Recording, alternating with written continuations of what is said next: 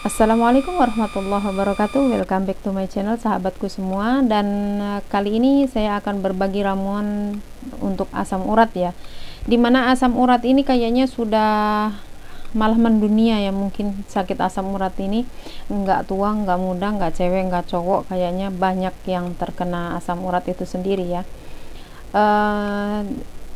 Sebelum saya melanjutkan ke ramuan-ramuan yang akan disiapkan untuk meredakan asam urat, saya akan berbagi sedikit tentang penyebab asam urat itu apa gitu, dan larangan-larangan makan itu apa ya tentunya ya. Asam urat itu bisa disebabkan karena volume kerja kita yang terlalu capek, bisa karena faktor pikiran kita, apalagi kita yang jauh di negeri orang ini ya. Kadang-kadang keluarga yang ada di rumah itu kurang memahami kayak gitu, sehingga sedikit-sedikit dijadiin beban pikiran bagi kita yang berada di rantau ya. Otomatis pikiran akan ini menjadikan penyakit-penyakit itu akan bangun gitu ya teman-teman. Nah, penyebab asam urat sendiri dari pola makan kita yang kurang sehat, dari kita konsumsi makanan yang terlalu besar kandungan purin ya. Karena asam urat itu sendiri, purin yang ada di dalam zat purin yang ada di dalam tubuh itu naik kayak gitu. Jadi apa sih yang menyebabkan asam urat itu sendiri? Asam urat itu sendiri selain dari volume kerja yang terlalu berat, bisa disebabkan oleh makanan, yaitu makanan seafood, jeroan, terus kayak nangka, durian gitu kan, zat purinnya terlalu banyak ya. Terus daging yang berwarna merah. Terus solusinya gimana nih teman-teman? Hindarin makanan yang mengandung zat purin tinggi ya, kayak yaitu tadi, apalagi alkohol janganlah ya. Apalagi penderita asam urat itu nanti lama-lama kan tetap akan mengganggu kerja jantung kita yang akan terganggu ya. Jadi sayuran hijau harus dihindari, seafood dihindari, terus daging yang berwarna merah, karena daging kan ada dua warna ya, yang merah kehitam-hitaman itu jangan bagi untuk penderita asam urat. Seafood itu juga jangan, apalagi tuna itu purinnya tinggi banget ya. Terus duren, nangka kayak gitu itu jangan ya. Boleh makan kalau hanya untuk obat kepingin ya. Ketan itu juga purinnya tinggi teman-teman ya. Jadi kita kalau bisa dijaga makanan yang kalau sudah merasakan apa sih keluhan di asam urat itu, keluhannya apa gitu.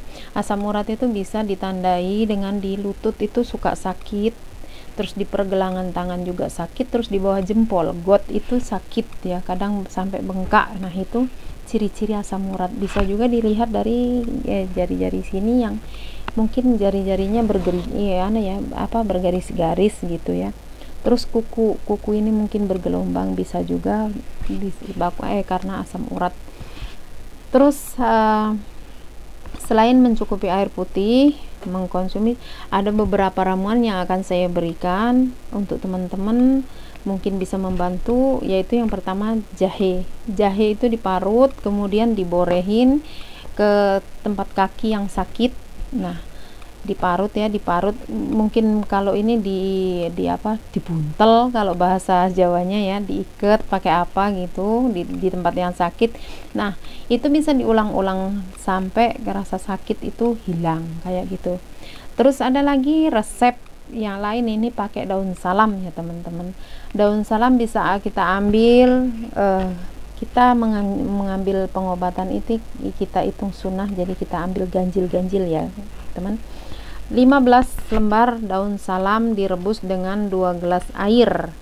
Nah, sisakan hingga tinggal 1 gelas air ya untuk ini daun salam. Ingat, yang punya darah rendah kalau konsumsi tumbar ini harus ditambahkan sedikit garam supaya jangan turun tensinya ya. Itu untuk ini nyeri-nyeri sendi saat asam urat itu bagus daun salam.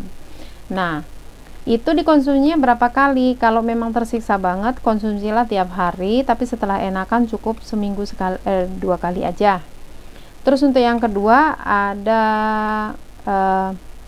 daun kumis kucing sama daun meniran.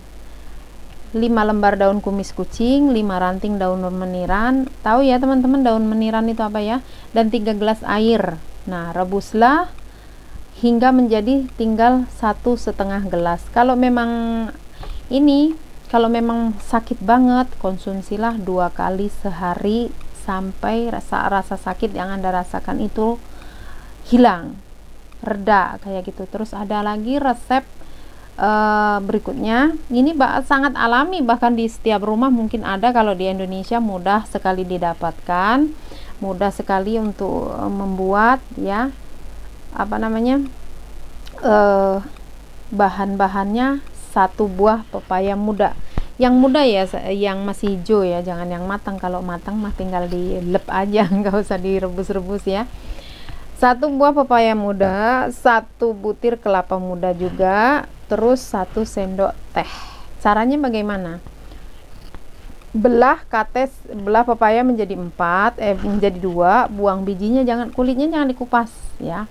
Nah, setelah itu cuci bersih, cincang-cincang beberapa bagian lah ya, terus ditambahkan air 800 ml dan rebuslah dengan api sedang selama 3 menit.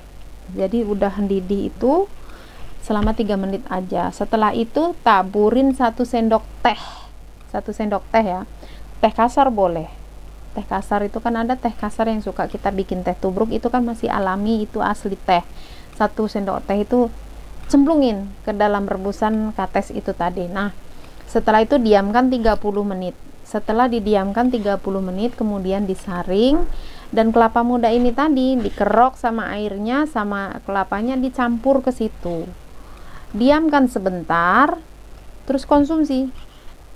Ingat, ramuan ini nggak boleh ditaruh di kulkas, habisin untuk 1 hari gitu ya. Minuman ini harus habis 1 hari dan nggak boleh disimpan di kulkas gitu teman-teman. Jadi nanti setelah konsumsi itu ya, kalau memang apa namanya, bisa diulangin 2 hari sekali gitu. Kalau masih gangguannya terlalu ini ya, gangguan masih menyiksa, gangguan asam uratnya masih menyiksa.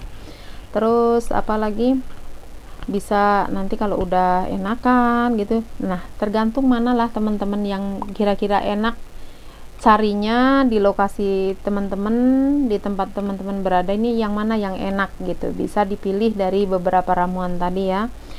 Semoga bermanfaat teman-teman, dan memang saya berusaha berbagi resep-resep tradisional karena apa? Allah itu menciptakan kekayaan alam itu di sekitar kita untuk kita manfaatkan. Dan ingat, Allah memberi kita penyakit pasti beserta obatnya. Jangan pernah ragu-ragu itu. Jika ada sakit pasti ada obat. Yang penting kita mau ikhtiar, mau berusaha untuk menyembuhkan diri kita sendiri. Apapun itu caranya, yang penting caranya yang halal ya. Nah, sedangkan Allah menciptakan alam di sekitar kita pasti dengan beberapa manfaat ya. Walaupun itu menurut kita itu sepele, tapi nyatanya kalau kita telaah, kita pelajarin, itu sebenarnya manfaatnya banyak banget ya. Apalagi jahe itu kan pengobatan. Di dalam Al-Qur'an juga disebutkan kan zanjabil. Terus madu itu juga kan pengobatan untuk segala obat juga. Terus ada lagi habatus sauda itu obat segala penyakit kecuali kematian. Cuman kita tinggal konsumsi dan pahami sindrom kita. Kalau sindrom kita panas, jangan konsumsi habatus sauda tanpa madu. Jadi habatus sauda boleh dikonsumsi orang yang sindromnya panas, tapi harus ditambah dengan madu. Tapi kalau yang sindromnya dingin tanpa ditambah madu juga udah bagus. Jadi itulah teman-teman untuk konten kali ini. Tunggu konten-konten saya berikutnya, dan jangan lupa ya, like, comment, subscribe, beri saran dan kritik, nggak apa-apa. Saya siap menerima saran dan kritik dari teman-teman. Mungkin ada kekeliruan, ada kesalahan dari setiap konten yang saya buat.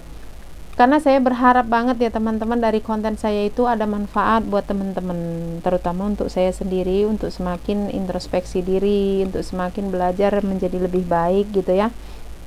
Terima kasih teman-teman atas perhatiannya. Sampai jumpa di konten berikutnya, mungkin konten kesehatan atau konten vlog atau segala macam ya, karena memang channel saya ini channel official ya, campuran. Salam sukses berjamaah. Salam sehat, salam tibun nabawi. come back to nature for healthy. Assalamualaikum warahmatullahi wabarakatuh.